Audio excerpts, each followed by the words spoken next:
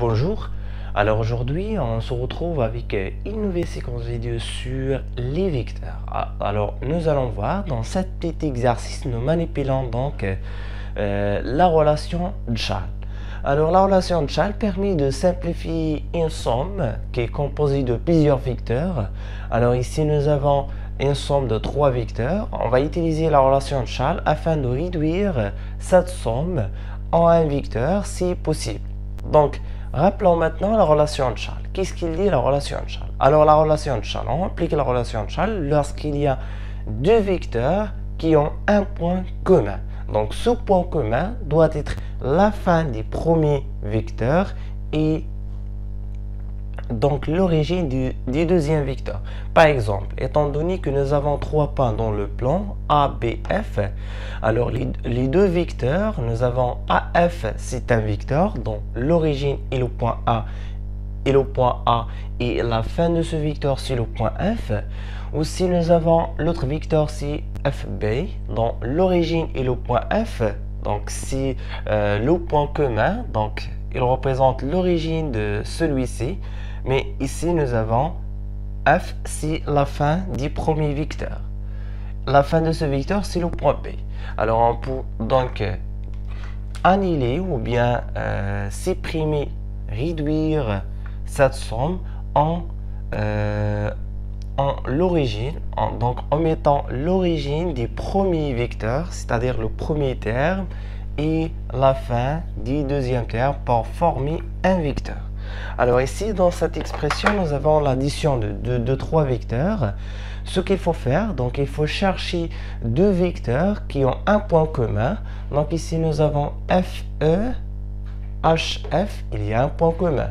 On peut donc mélanger ces deux termes afin d'obtenir une relation de Charles, donc afin de réduire cette somme en un seul vecteur.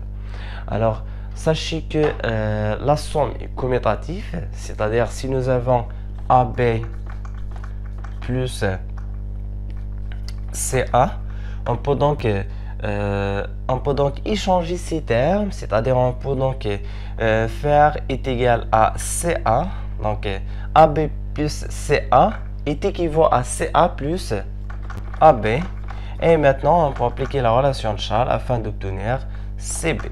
Voilà, la somme des vecteurs est commutative. Donc, ici, nous avons FE. On peut donc mélanger ces deux termes afin d'obtenir HF plus FE plus OH. Maintenant, on va essayer de réduire cette somme. Donc, FF.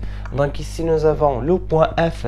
C'est la fin du premier vecteur. Ici, c'est l'origine du deuxième vecteur. On peut réduire cette somme en HE.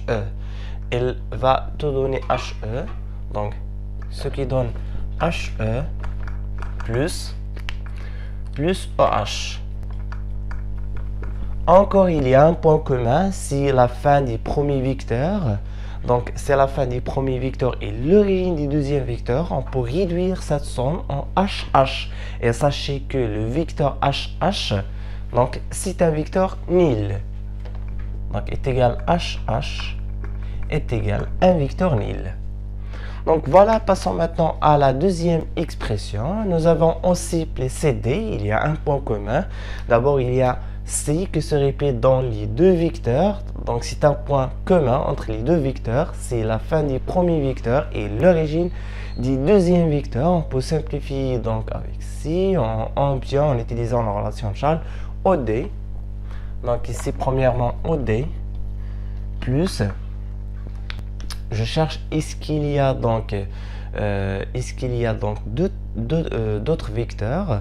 Donc vous voyez ici la fin de celui-ci. Donc j'ai terminé de cette somme. Donc passons à cette somme qui est composée donc de trois vecteurs. Alors AB, donc la fin de ce vecteur c'est le point B. Et ici nous avons BC. L'origine de ce vecteur c'est le point B. On peut donc ajouter ces deux termes en laissant D à côté, donc D au premier, parce qu'il y a un point commun entre le vecteur obtenu en additionnant ces deux vecteurs, c'est OD, c'est l'opposé de DO. Donc la somme de deux vecteurs opposés vaut 0. Donc c'est DO plus AB plus BC. Donc maintenant on va utiliser la relation de Charles. OD plus DO, c'est le vecteur OO. Donc c'est le vecteur nil.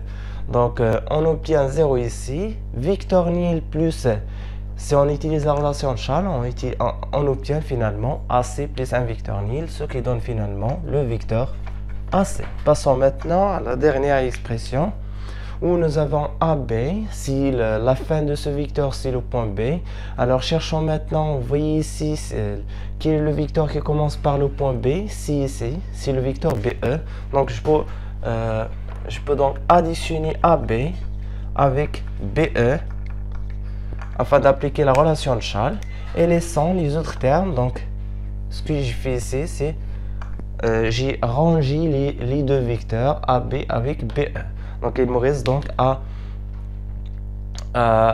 inverser cette soustraction en addition.